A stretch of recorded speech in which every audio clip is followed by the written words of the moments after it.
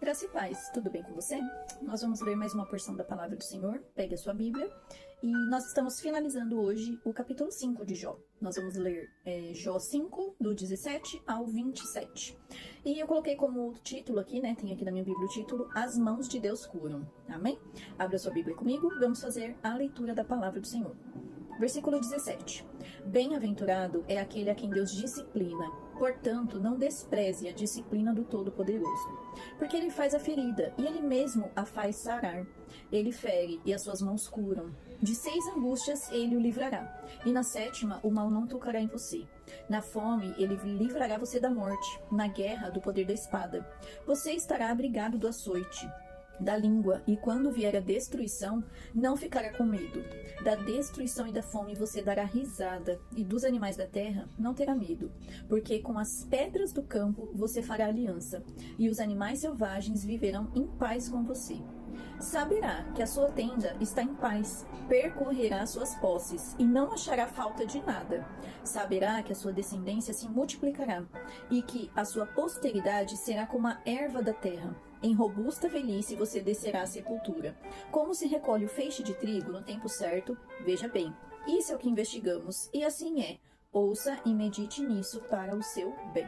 Então aqui nós vemos o final do discurso de Elifaz, esse amigo de Jó, né, que vem aí após o discurso de Jó, né, ele começa lá no capítulo 4, né, e aí percorremos o capítulo 4 e o capítulo 5 nesse discurso de Elifaz, né, e Elifaz continua a aconselhar Jó sobre como lidar com o seu sofrimento. Ele afirma que o sofrimento de Jó é resultado da disciplina divina e que ele deve aceitar. Então ele insiste ali que Jó pecou, para Jó se arrepender, que se Jó aceitar a disciplina do Senhor, a vida dele vai mudar, enfim.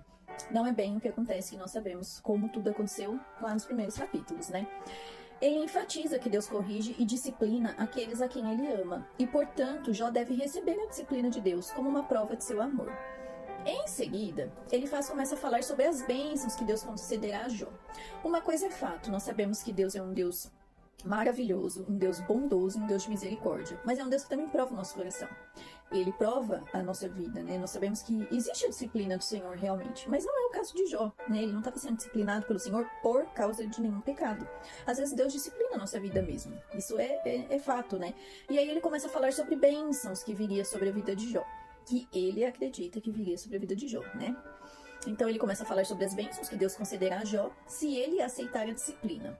Ele acredita que Jó será restaurado a sua saúde, sua prosperidade e terá uma longa vida e muitos descendentes. Ele afirma que Deus o livrará de muitas calamidades. Aqui nós vemos um discurso bem pessoal de Elifaz, né? Ele está falando algo que ele sente, que ele acha. Nós vimos aqui no capítulo 4, né, que ele teve um sonho, então ele materializa aquele sonho, né? Então é um discurso meio que pessoal ali dele, né? E ainda que seja pessoal, né, ainda que seja um relato que ele acredita que seja, nós podemos encontrar verdades no conselho de Elifaz. Ele destaca que Deus é disciplinador e corrige quem o ama. E é verdade, assim como um pai corrige o filho, o Senhor também nos corrige, né? Ele é o nosso pai, e ele tem esse poder e essa permissão para nos corrigir também, né? Nós não podemos andar por aí fazendo tudo que a gente quer. Se nós não tivermos essa disciplina do Senhor, a gente não endireita os nossos caminhos, né? Embora possa doer, ela é um sinal, a disciplina é um sinal de Deus, um sinal de amor de Deus por nós, de cuidado, e que Ele está nos moldando e nos transformando em pessoas melhores. Então, ao ser lapidado pelo Senhor, às vezes dói, machuca, né? Jó não estava numa situação fácil aqui, né? Nós não lemos sobre uma pessoa que estava passando uma situação tranquila. Nós lemos uma pessoa sendo totalmente afrontado pelo inimigo, assim, né? E Deus permitiu que ele passasse por isso. Esse Jó, que lá no capítulo 1 vai falar que era um homem íntegro, justo, íntegro, reto, temia Deus e se desviava do mal. No capítulo 2 ele vai falar que não havia ninguém na terra como Jó. Esse homem passou por tudo isso, né? Então nós vamos passar por situações adversas e situações que nós não queremos passar. Mas se nós estivermos firmados no Senhor, tudo vai se tornar um pouco mais fácil. E Ele vai nos transformar em pessoas melhores. Não tem como não aprender com a disciplina do Senhor.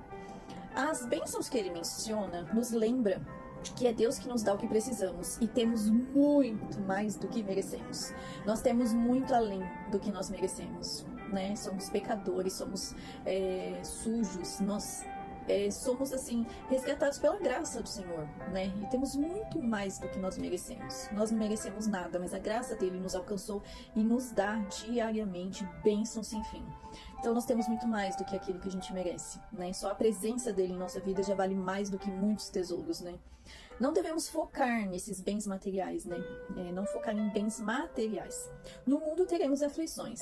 O próprio Jesus passou por tudo isso, o Filho de Deus. Se focarmos no nosso relacionamento com Deus, os nossos fardos se tornarão mais leves. E Ele nos ajudará a passar por qualquer situação.